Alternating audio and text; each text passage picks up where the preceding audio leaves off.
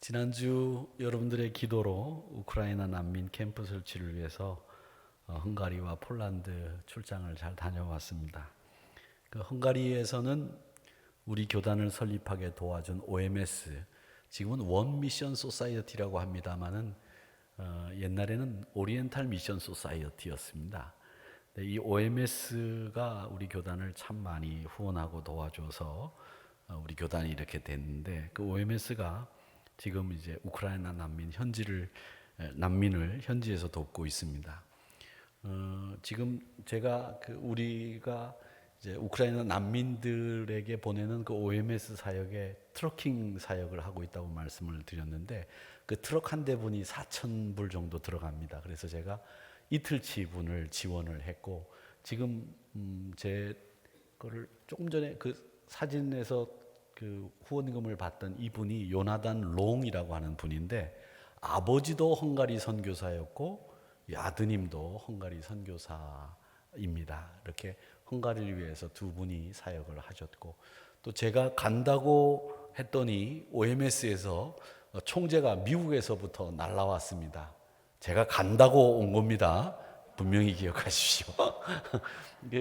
제 오른쪽에 조나단 롱, 아까 그 지원금을 받던 분이죠.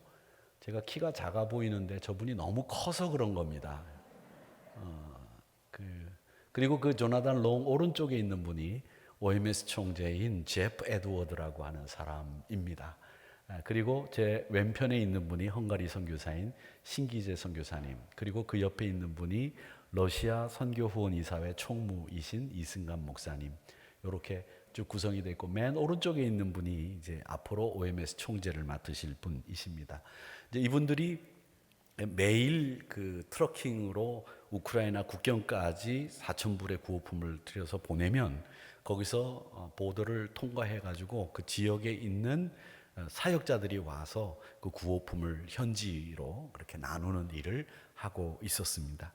이렇게 헝가리에서 하고 바르샤바까지 육로로 한 886km 정도 떨어져 있는데 자동차를 타고 이동을 했습니다.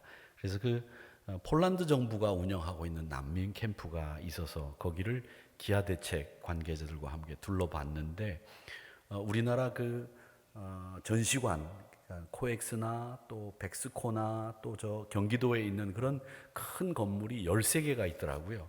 그 13개 헬스케어, 그다음에 레지던스, 그러니까 숙박시설, 또 보건소, 병원, 터미널, 이런 것들이 쭉 있었는데, 제가 지금 사진 찍은 곳은 각종 세계에서 오는 구호품을 모아서 여기서 이렇게 나누는 곳입니다. 여기서 기아대책 분들과 함께 사진을 찍었는데, 제 오른쪽에 있는 분은 기아대책 교회 사역 담당자인 박재범 목사이지요.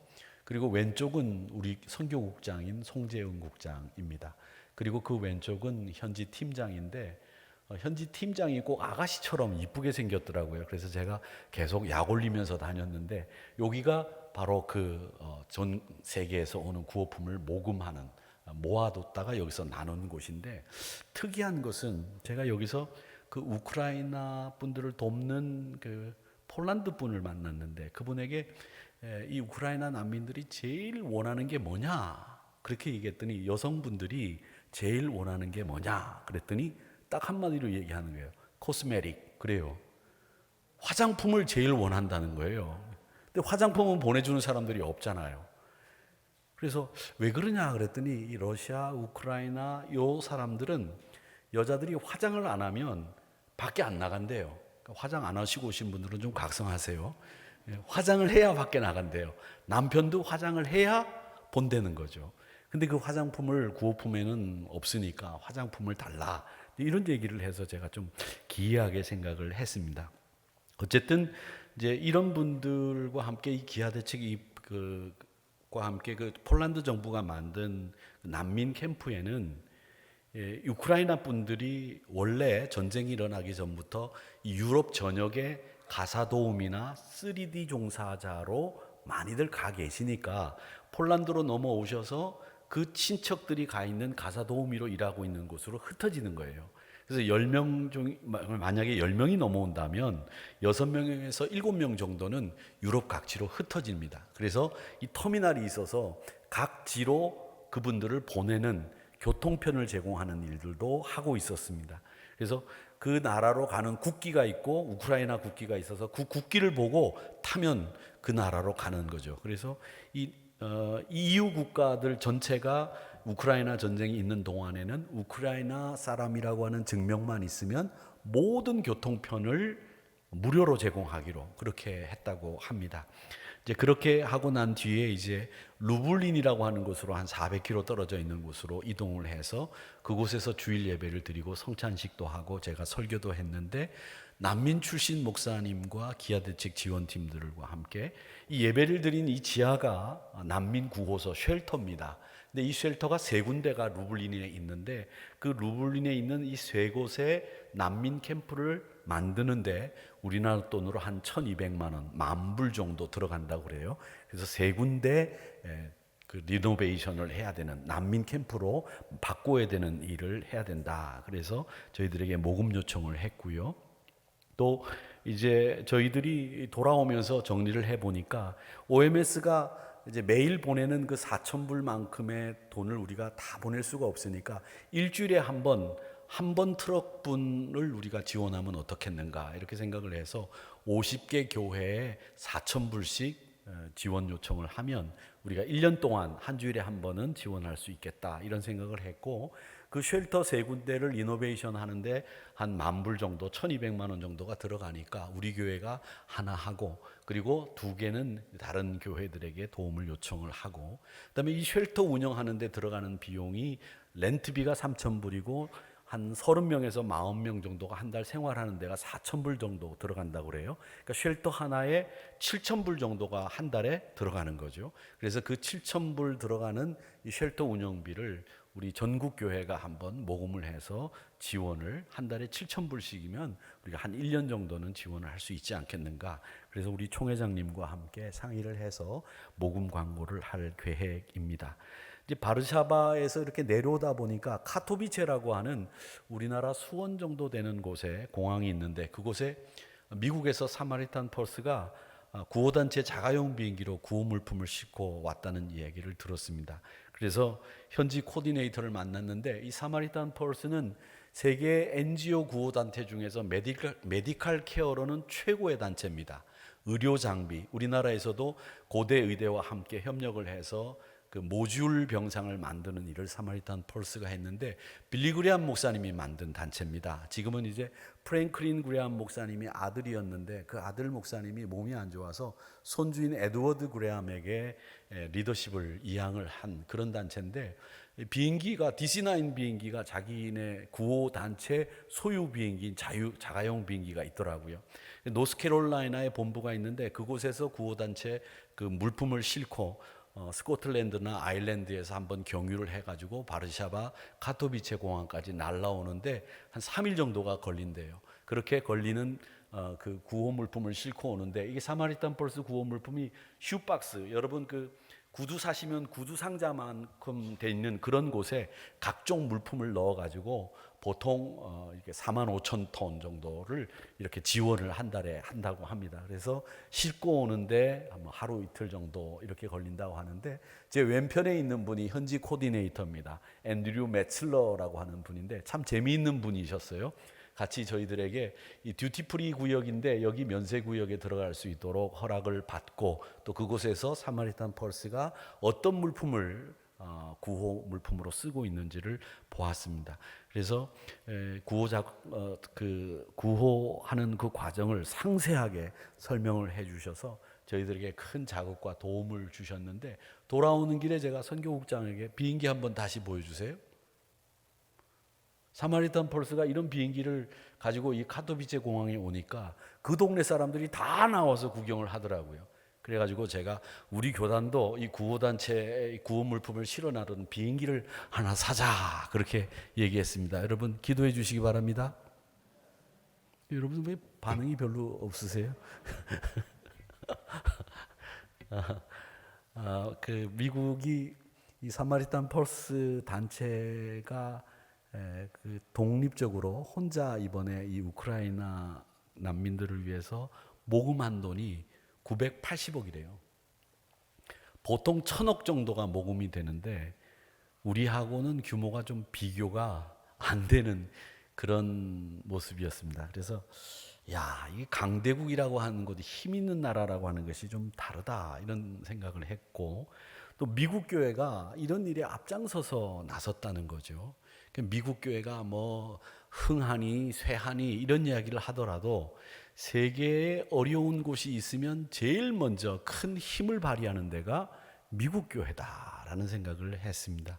그러면서 이 기아대책이나 사마리탄 펄스나 이런 사람들은 전쟁이 일어나고 구호가 이제 해야 되는 이런 일들이 발생하면 48시간 이내에 현장에 그들이 투입되는 이런 계획을 가지고 일들을 하는 것을 보면서 빠른 것도 빠른 거지만 그 규모와 양에 있어서는 우리하고는 비교가 안 된다 이런 생각을 하면서 우리가 좀 더 이런 후원 도움 주는 일 그리고 그 방법에 대해서도 많이 개발을 해야 되겠구나 이런 생각을 해봤습니다.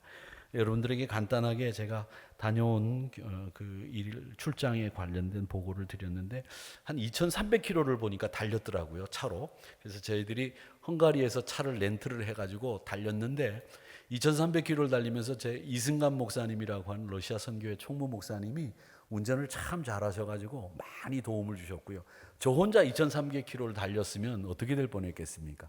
근데 많이 도움을 주셔가지고 둘이서 많이 이렇게 나누어서 이렇게 운전을 했는데 제가 달리기를 참 좋아했는데 폴란드에서 나오다가 경찰관이 이렇게 붙잡아요. 그래서 왜 붙잡냐 그랬더니 여기 40km로 달리는데 네가 67km로 달렸다고 그래서 이 딱지도 한번 띄었습니다. 제가 폴란드에서도 딱지를 띈 사람이에요. 이래봬도. 자랑이라고 이런 걸 얘기하고 있습니까? 어쨌든 기도해 주셔서 감사드리고 앞으로 우크라이나 난민을 위해서 교단에서 신속하게 대응하고 또 그들을 위해서 일익을 좀 감당하는 그런 모습이었으면 좋겠다라는 생각을 했습니다. 오늘 어버이 주일입니다. 광고 문안이지만 아버지, 어머니에 대해서 감동적인 글이 있어서 제가 여러분들에게 먼저 들려드리도록 하겠습니다. 난생 짜장면을 처음 사준 사람, 자전거 타는 법을 가르쳐 준 사람, 아파도 아침 일찍 일어나는 사람, 가족들 걱정할까 내색도 안 하는 사람, 크리스마스 때 산타였던 사람, 작은 약속도 꼭 지키는 사람, 힘들다는 말을 안 하는 사람, 가장 늦게서야 집에 돌아오는 사람, 자식이 보낸 편지를 간직하는 사람, 그 편지를 100번씩 읽어보는 사람, 딸이 팔짱 낄 때 행복해하는 사람, 사위에게 부탁하며 눈물 짓던 사람, 속이 없는 말을 잘 못하는 사람, 그래서 가끔은 손해보는 사람, 말 한마디로 용기를 심어주는 사람, 언제나 뒤에서 응원을 해주는 사람, 세상에 단 한 명뿐인 사람, 지구상에서 가장 멋진 사람, 내가 사랑하는 우리 아빠입니다.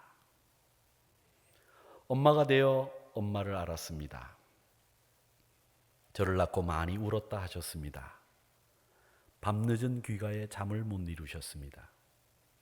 여행 갈 때면 조심하라는 말을 10번도 더 하셨습니다. 결혼식 내내 남몰래 눈물을 훔치셨습니다. 시집살이 하소연에 당신이 죄인이라 하셨습니다. 제가 아이를 낳았을 때 가장 크게 웃어주셨습니다. 엄마의 환한 얼굴을 보며 눈물이 났습니다. 엄마가 된 오늘 엄마를 알겠습니다. 당신이 아파서 저를 낳았고 당신이 주어서 제가 가졌습니다. 아이가 저를 바라보는 것처럼 저도 엄마를 기쁘게 보겠습니다. 어머니, 당신의 인생을 응원합니다. 저는 이 글을 읽으면서 어떤 생각을 했는가 하면 이런 생각했습니다. 우리 인생에서 가장 중요하고 소중한 것을 우리는 가장 뒤늦게 깨닫는구나. 우리가 머리가 나쁘지 않습니다. 그런데 이상하게도 가장 소중하고 중요한 것은 가장 뒤늦게 깨닫는다는 거죠. 그 중에서 하나가 부모님의 마음을 깨닫고 헤아리는 것을 자식된 입장에서 가장 뒤늦게 깨닫고 안다는 겁니다. 레위기 말씀은 모세를 통해서 하나님 백성들에게 주신 말씀인데 짧지만 아주 중요한 뜻이 담겨 있습니다. 이 계명을 주시기 전에 하나님이 우리에게 요구하신 것이 있는데 그것이 뭐냐면 거룩하라는 명령입니다. 거룩은 사랑, 공의, 자비, 전지, 전능 하나님의 여러 가지 속성이 있지만 그 중에서 가장 대표적인 하나님의 속성이 거룩입니다. 이 19장의 말씀에 보면 하나님과 인간과의 관계에 있어서 해야 될 일, 그리고 인간과 인간의 관계에서 해야 될 일을 기록해 두고 있는데 그 하나님의 명령은 하나님과 인간, 인간과 인간의 관계에 있어서 제일 소중한 대전제가 있는데 그게 바로 뭐냐면 거룩하라입니다. 이 거룩하다는 말은 히브리 말로 카데시라고 하는데 구별한다, 나눈다, 떠난다 이런 뜻을 가지고 있는 말입니다. 악에서 떠난다, 악으로부터 분리된다, 죄악으로부터 멀리 떨어져 있다 이런 뜻으로 거룩하다라는 뜻이 사용됩니다. 그리고 난 다음에 지켜야 될 계명이 3절입니다. 거룩해라. 그리고 너희 각 사람은 부모를 공경해라. 나의 안식일을 지키라. 나는 너희의 하나님 여호와이니라. 하나님 사랑하고 부모님 공경하기 위해서 우리가 먼저 가져야 될 자세는 거룩하라입니다. 하나님이 이 세상에 세운 기관이 2개가 있다고 제가 말씀을 드렸는데 하나는 가정이고 하나는 에클레시아라고 하는 교회, 불러낸 사람들의 모임 교회, 이 2군데를 하나님이 만드셨습니다.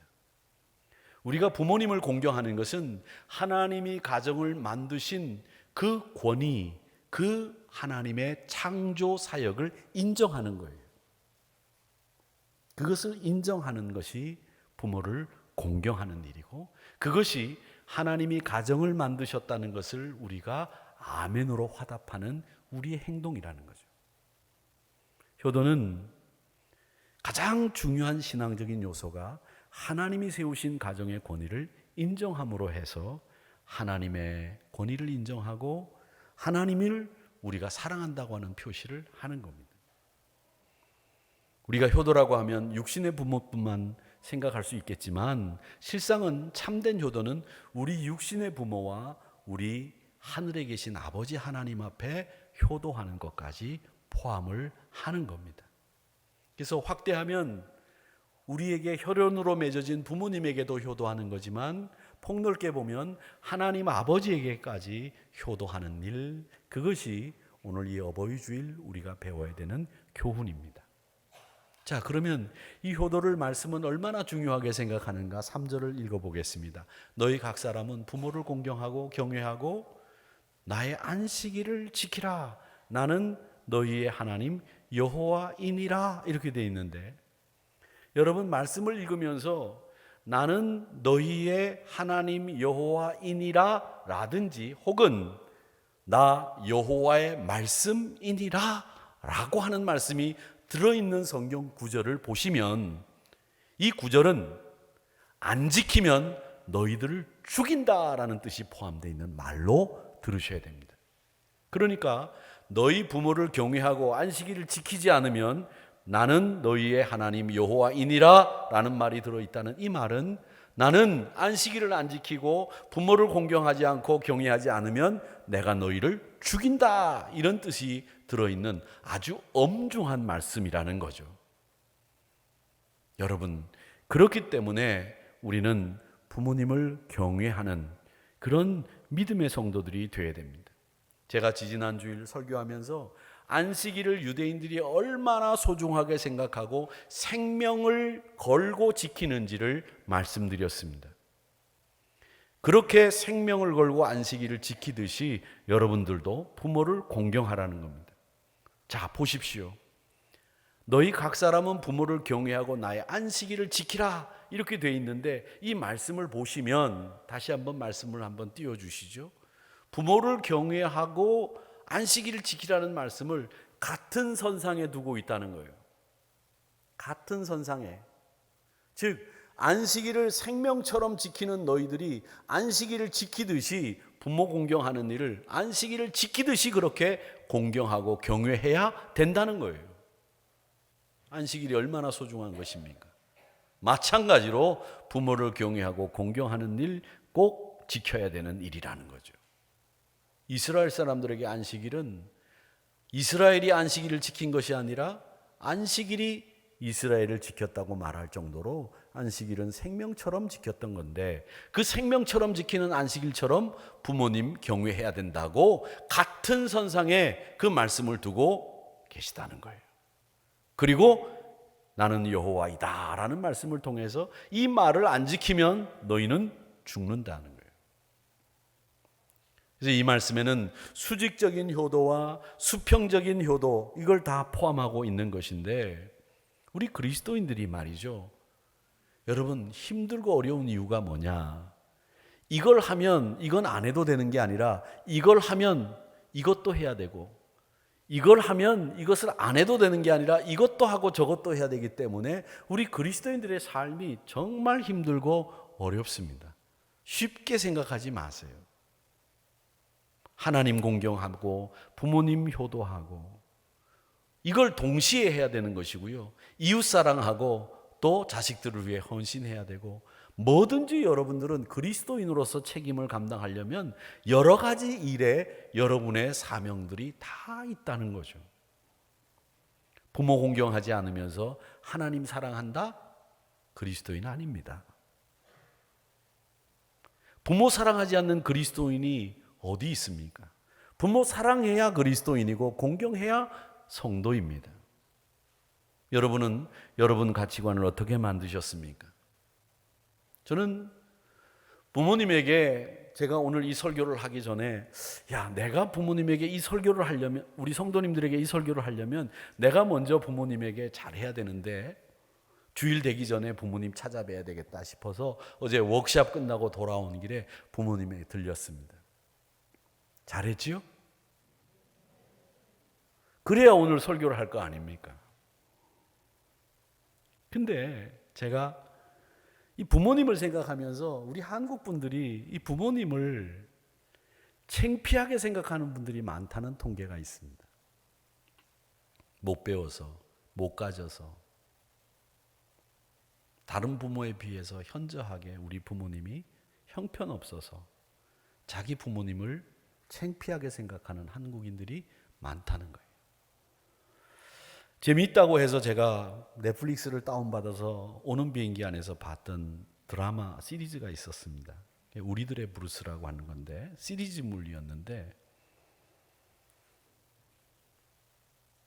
제가 보면서 참 감동을 받은 장면이 있었어요. 젊었을 때 깡패였다가 지금은 순댓국 장사를 하는 사람이 있었습니다. 여러분 보신 분들 계시는지 모르겠습니다만, 이 사람에게는 늘 1등하는 아들이 있어요. 전교 1등을 하는 아들이. 근데 이 아들이, 전교 1등을 하는 이 아들이 말썽을 피웠습니다. 그 학교에서 공부를 잘하는 여학생을 임신시킨 거예요. 참 이런 말썽을 피워요. 어떤 분은 또 끙 하시는 분도 계시는데, 그 과정에서 아버지와 아들의 갈등이 시작됐습니다. 그러다가 아들이 이 갈등을 해소한다고 나름대로 애를 쓰다가 아버지에게 못할 말을 합니다. 그 못할 말이 뭐냐? 아버지, 그동안 아버지는 나한테 창피했다는 거예요. 아버지가 창피했다. 이 아버지는 젊었을 때 깡패였습니다. 반대편 조직에게 쫓기다가 그 쫓기는 모습으로 어머니가 아들을 따라오다가 교통사고로 세상을 떠났어요. 그리고 부인도 도망갔습니다. 아들은 얘기합니다. 아버지에게, 엄마는 아버지를 버렸지 나를 버린 건 아니라고. 그리고 나는 아버지가 창피했다고 아버지의 마음을 후벼 팝니다. 그 아버지는 전교 1등을 하는 아들이 자랑스러워서 어디 가나 전교 1등 하는 내 아들이라고 자랑스러워하고, 순댓국 장사를 하면서 깡패짓을 그만두고 그 장사로 아들의 뒷바라지를 정말 뼈가 부서져라 하는 거예요. 그 아버지의 마음을 후벼 판 거죠. 그 아버지가 그 아들의 말에 이렇게 대답합니다. 네 엄마에게 내가 보여준 것은 깡패짓밖에는 보여준 게 없지만 너한테는 하늘을 우러러 한 점 부끄러운 거 없다. 내가 너를 위해서 지금까지 살았다. 그런데 네가 나를 창피하다고? 그러면서 아버지가 통곡을 합니다. 레위기 19장 32절의 말씀에 보면 너는 셋머리 앞에 일어서고 노인의 얼굴을 공경하며 내 하나님을 경외하라. 여기도 나옵니다. 나는 여호와이니라. 이 말 안 지키면 죽인다는 뜻이라고 말씀드렸죠. 나는 여호와이니라.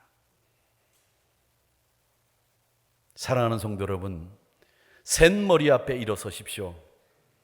어른들에게 인사 잘 하십시오. 우리 은퇴 장로님들이 인사 잘하기 운동을 벌이려고 하시다가 코로나가 펑 터지는 바람에 지금 답보 상태에 있지만, 저는 코로나가 다시 잠잠해지고 우리가 예배가 다시 완전히 회복되고 나면 이 운동을 다시 재개하려고 합니다. 여러분, 우리 인격의 모습을 가장 잘 나타내는 것이 뭐냐? 인사입니다. 인사하는 모습만 보면 그 사람의 됨됨이를 금방 알 수 있습니다.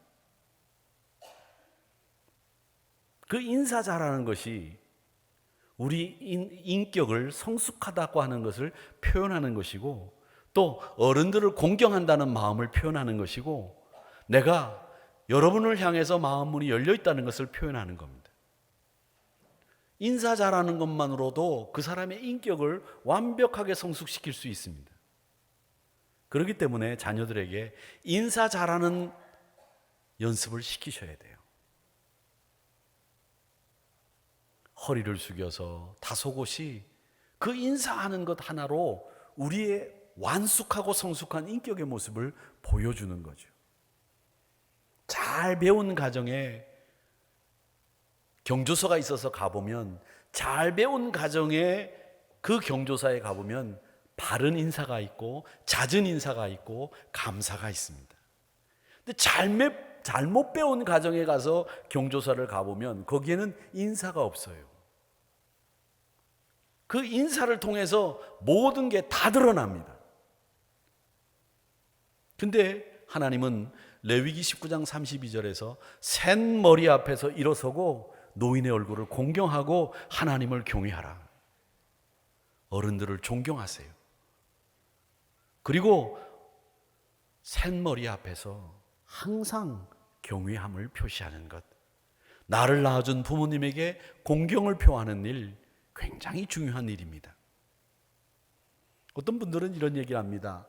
예수님은 부모 공경에 대해서 별다른 생각이 없었다, 그렇게 얘기를 하면서 그 근거로 누가복음 9장에 나오는 이야기를 합니다.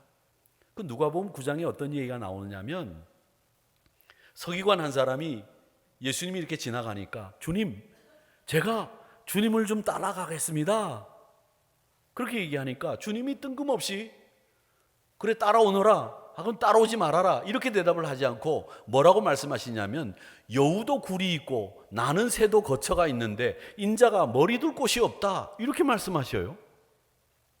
그리고 난 뒤에 어떤 사람이 지나가는 것을 보고 말씀하시는데 뭐라고 말씀하시냐면, 야, 너 나 따라와, 나를 따라라, 그렇게 말씀하거든요. 그러니까 그 사람이 뭐라고 얘기하냐면, 사실은 저희 집에 아버님이 돌아가셨습니다.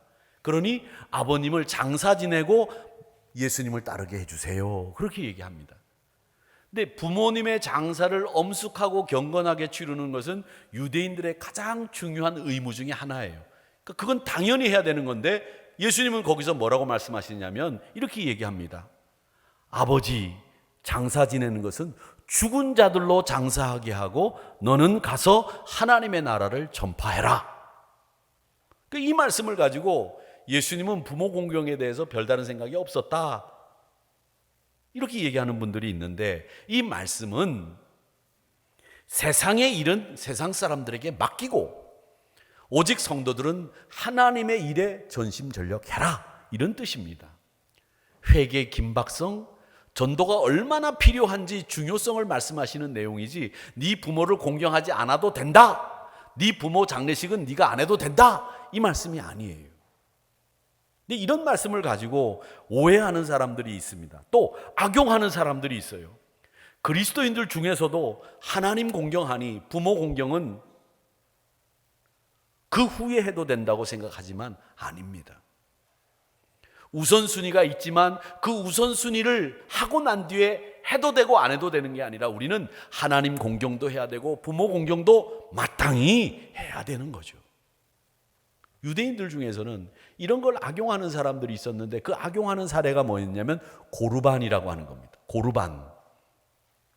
그 고르반이라고 하는 게 뭐냐면, 농부가 농사를 짓고 난 뒤에 그 밭에 가서 이 밭의 소출은 다 고르반입니다, 이렇게 선언하면 그 밭에 난 소출은 다른 용도로 쓸 수도 없고 다른 사람에게 하나도 줘서는 안 됩니다. 다 하나님의 것이기 때문에. 그렇죠. 그게 고르반입니다. 근데 이 고르반을 유대인들이 악용했어요. 고르반이라 선언하고 부모님에게 드려야 되는 힘이 되고 보탬이 되어야 되는 것들을 하나도 안 하는 거예요. 왜? 고르반을 선언했기 때문에.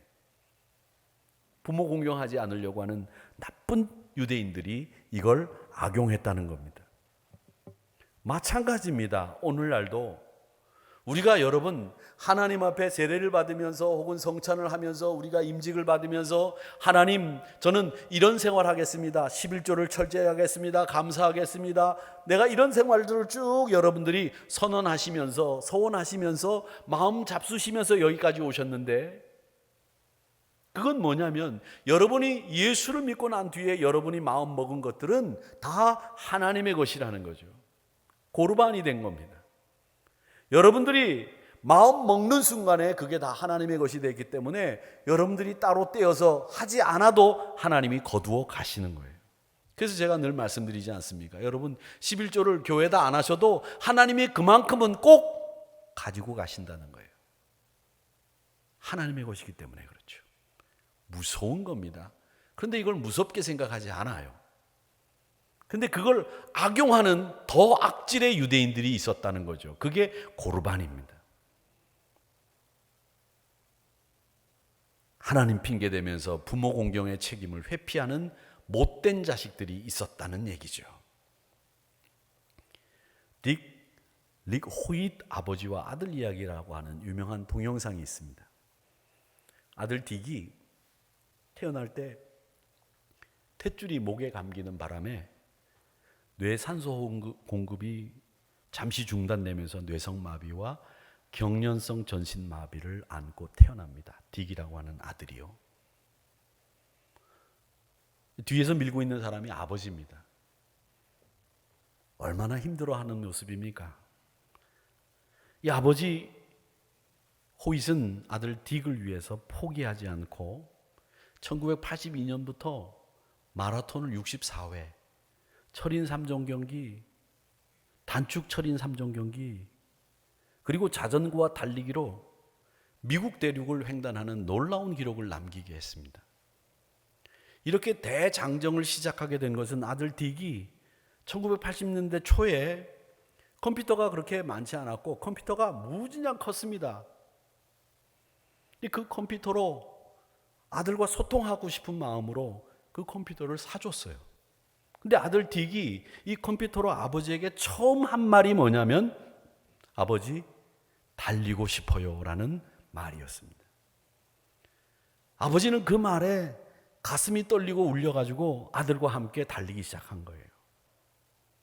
나중에 이렇게 달리고 난 뒤에 아들 딕은 아버지를 통해서 새롭게 펼쳐진 그 자신의 삶을 한마디로 요약을 해서 컴퓨터로 글을 썼습니다.